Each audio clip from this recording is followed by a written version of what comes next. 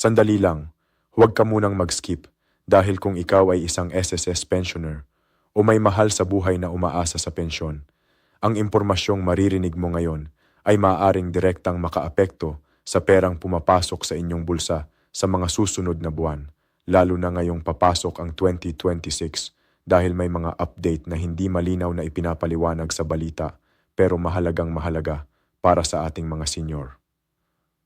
At sa video na ito, dahan-dahan nating lilinawin kung ano talaga ang nangyayari sa SSS at GS pension payments. Alin ng totoo? Alin ng chismis? At ano ang dapat mong gawin para hindi ka maiwan o mawalan ng benepisyo? Kaya siguraduhing panoorin hanggang dulo dahil ang huling bahagi ang pinakakritikal para sa bawat pensioner. At kung napapansin mo na parang palaging huli ang impormasyon na dumarating sao o nalilito ka sa pabago-bagong balita tungkol sa pension increase, delays at mga posibleng krisis sa pondo, nandito ang channel na ito para sao at para sa mga tulad natin. Dahil dito, simple at malinaw naming ibinabahagi ang tunay na update sa SSS at GIS pensyon sa Pilipinas. Walang paligoy-ligoy at walang pananakot. Kaya kung gusto mong laging handa, laging may alam at siguradong hindi ka mabibigla sa mga susunod na pagbabago, pindutin mo na ang subscribe at samahan mo kami dahil ang channel na ito ay ginawa para sa ating mga pensioners at sa mga pamilyang umaasa sa bawat pisong pensyon.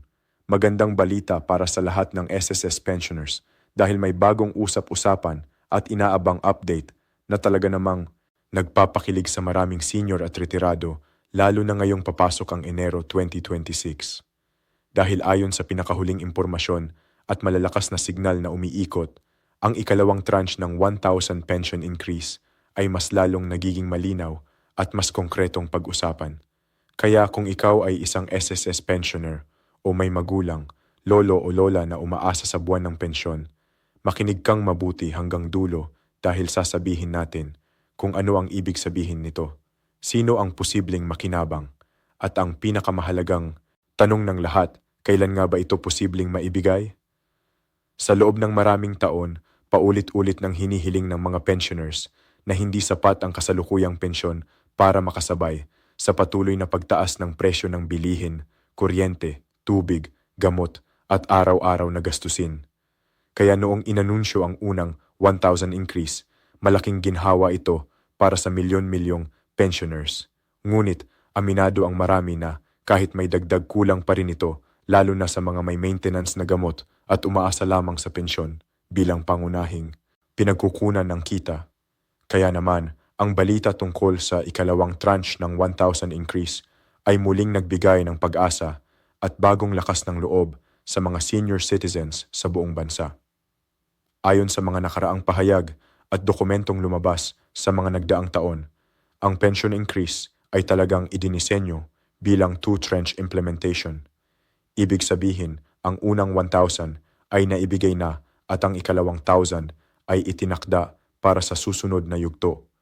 Kapag pinahintulutan na ng pondo at actuarial position ng SSS, at ngayon napapalapit na ang 2026, mas nagiging aktibo ang mga diskusyon kung ito na ba ang tamang panahon para ipatupad ang second tranche, lalo na't patuloy ang reforma sa kontribusyon at koleksyon ng ahensya. Maraming pensioners ang nagtatanong kung automatic ba itong matatanggap o kailangan pang mag-apply. At base sa mga nakaraang implementasyon, kung ito ay opisyal ng ipinatupad, inaasahang automatic itong papasok sa buwan ng pensyon ng mga kwalipikadong pensioners nang hindi na kinakailangang magsumiti ng bagong aplikasyon na isa ring malaking ginhawa lalo na sa mga matatanda na hirap na sa proseso at pila. Ngunit mahalagang tandaan na kailangan pa ring maging updated ang iyong record sa SSS lalo na sa active bank account or UMIDM kung saan pumapasok ang pensyon buwan-buwan. Ngayon, ang tanong na paulit-ulit naming natatanggap ay kung kailan eksaktong ibibigay ang second tranche 1,000 increase. At bagam wala pang pinal na petsa na opisyal na inilalabas sa ngayon, maraming indikasyon ang nagtuturo sa unang bahagi ng 2026 partikular sa Enero. Dahil ito, ang panahon kung kailan kadalasang ipinapatupad ang mga bagong adjustment, reforma at pension-related updates. Kaya naman, hindi nakapagtataka kung bakit Enero 2026 ang madalas lumabas sa mga talakayan at balita. Mahalagang linawin na hindi lahat ng kumakalat sa social media ay agad dapat paniwalaan. Kaya ang pinakamainam na gawin ng bawat pensioner ay maging mapagmatyag, makinig lamang sa mga lehitimong anunsyo at patuloy na sumubaybay sa mga opisyal na pahayag. Ngunit sa kabilang banda, hindi rin.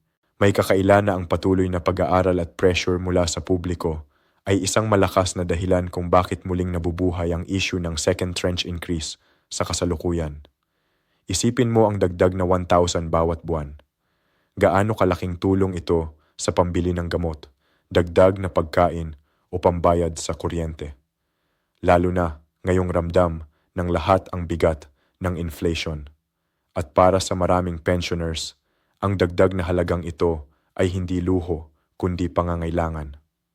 Kaya naman, natural lang na marami ang umaasang maibibigay ito sa lalong madaling panahon.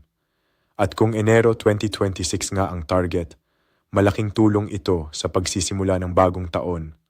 May mga nagtatanong din kung sakop ba nito ang lahat ng pensioners kabilang ang retirement, disability at survivor pensioners. At batay sa mga naunang panuntunan, ang unang tranche ay ibinigay sa halos lahat ng uri ng pensioners. Kaya mataas ang posibilidad na ganito rin ang maging saklaw ng second tranche kung ito ay tuluyang ipatupad. Subalit muli, ang eksaktong detalye ay nakadepende pa rin sa penal na guidelines na ilalabas ng SSS. Sa ngayon, ang pinakamahalagang payo sa lahat ng pensioners ay siguraduhing updated ang kanilang personal information. Huwag basta-basta maniwala sa mga pekeng anunsyo at maghintay lamang ng opisyal na kumpirmasyon. Ngunit hindi rin masama ang maging handa at maalam sa mga posibleng pagbabago dahil ang kaalaman ay kapangyarihan lalo na pagdating sa iyong pensyon at kinabukasan. Kung ikaw ay matagal nang sumusubaybay sa mga balita tungkol sa SSS, alam mong hindi basta-basta ipinatutupad ang mga ganitong increase. Dumadaan ito sa masusing pag-aaral, aprobasyon at tamang timing. Kaya kung sakaling matuloy ang second tresya sa Enero 2026, masasabi nating ito ay bunga ng mahabang laban. Patuloy na panawagan at kolektibong boses ng mga pensioners na hindi tumigil sa paghingi ng mas makataong benepisyo. Habang papalapit ang 2026, asahan natin na mas dadami pa ang update, paliwanag at paglilinaw tungkol dito. Kaya napakahalaga na manatili kang nakaabang at huwag kang mapag-iwanan ng impormasyon dahil bawat detalye ay mahalaga lalo na kung ito ay may direktang epekto sa iyong buwan ng kita. At kung gusto mong manatiling updated sa lahat ng balita tungkol sa SSS pension increase, mga payment schedule, posibleng dagdag benepisyo at mahahalagang paalala para sa mga pensioners, siguraduhing suportahan at sundan ang channel na ito dahil layunin namin na ibigay sa inyo ang malinaw, simple at napapanahong impormasyon na para bang kami ay kaibigan o kapamilya ninyong nagbabalita. Walang paligoy-ligoy at walang pananakot, kundi hindi puro totoong update na mahalaga sa inyong araw-araw na buhay. Sa pagtatapos ang balita tungkol sa second tranche 1,000 SSS pension increase ay isang sinag ng pag-asa para sa marami. At bagamat kailangan pa nating maghintay ng opisyal na kumpirmasyon, malinaw na ang usaping ito ay patuloy na umuusad at hindi na basta mawawala. Kaya manatili tayong positibo, maging handa at sama-sama nating bantayan ang mga susunod na anunsyo dahil ang bawat piso ay mahalaga at ang bawat pensioner ay karapat-dapat sa mas maayos at mas dignified na pamumuhay. Okay.